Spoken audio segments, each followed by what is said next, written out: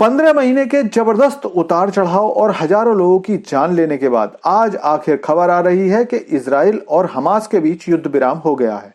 इस युद्ध विराम का इंतजार पूरा विश्व कर रहा था, क्योंकि इजराइल भले ही लेबनान और सीरिया में अपनी सेना के साथ लड़ाई लड़ रहा था, लेकिन गाजा में अभी भी हमास के खिलाफ लड़ाई रुकी नहीं थी।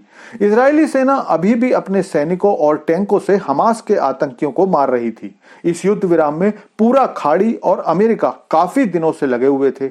बाइडेन प्रशासन बार बार राष्ट्रपति नेतन्याहू पर दबाव डाल रहा था कि हमास के साथ अब युद्ध विराम किया जाए। अमेरिका ने तो नेतन्याहू को कई बार धमकियां भी दी थी कि अगर युद्ध को और ज्यादा बढ़ाओगे तो हम हथियार देना बंद कर देंगे। कई बार अमेरिका की तरफ से ऐसी कोशिश भी की गई थी, लेकिन अमेरिका में बैठी आम लॉबी या यूं कहें जू लॉबी ने यह सब होने नहीं दिया। रात जब युद्ध विराम की खबरें आई तो पूरे मुस्लिम जगत में रात भर खुशियां मनाई गईं। लोगों ने पार्टियां की और गाजा के लोगों ने इसे अपनी जीत बताया। इस युद्ध विराम में जो 3 सबसे प्रमुख वार्ताकार थे वो थे मिस्र, कतर और अमेरिका।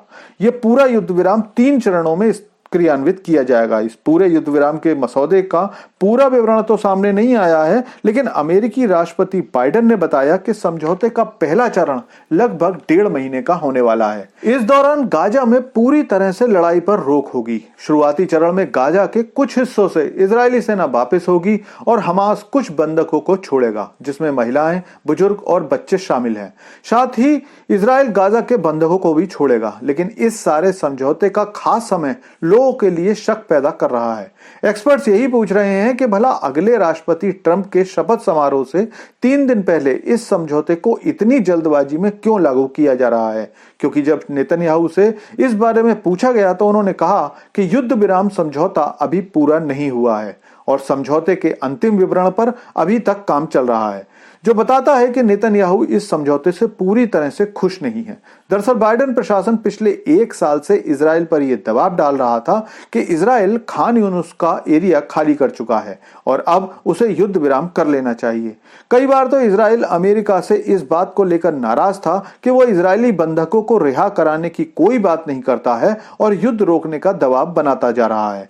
लेकिन जब से डोनाल्ड ट्रंप ने ऐसे बयान देने शुरू किए थे कि उनके शपथ लेने के बाद वो इजराइल को खुली छूट देंगे कि हमास और हिजबुल्लाह के खिलाफ मनचाही कार्यवाही कर सके, तो उसके बाद बाइडेन प्रशासन पर दबाव बढ़ गया था। बाइडेन और डेमोक्रेट्स कतई नहीं चाहते थे कि इजराइल हमास के बीच युद्ध का क्रेडिट ट्रंप को मिल जाए और इसीलिए पिछले 2 महीने से लगातार बैकडोर डिप्लोमेसी चल रही थी। डेमोक्रेट सत्ता से जाते जाते अपने ऊपर लगे इस कलंक को धोना चाहते थे कि उनके समय में दुनिया में 2 लड़ाइयां शुरू हुई और वो इसे रोकने के लिए कुछ भी नहीं कर पाए, क्योंकि ट्रंप के आने के बाद तो इजराइल और भी ज्यादा खतरनाक रूप धारण करने वाला था। अमेरिका जिन खतरनाक हथियारों को इजराइल को सप्लाई नहीं कर रहा था, ट्रंप के आने के बाद वो और भी ज्यादा इजराइल को मिलने वाले थे और इसी का डर दिखाकर बाइडेन ने हमास को बातचीत की टेबल पर बैठाया था। लेकिन क्या इससे लड़ाई हमेशा के लिए खत्म हो जाएगी? तो इसका जवाब है बिल्कुल भी नहीं, क्योंकि याद कीजिए कि ऐसा ही एक युद्ध विराम अब से 1 साल पहले भी हुआ था, जो हमास ने तोड़ दिया था और इस बार भी ऐसा ही होने वाला है।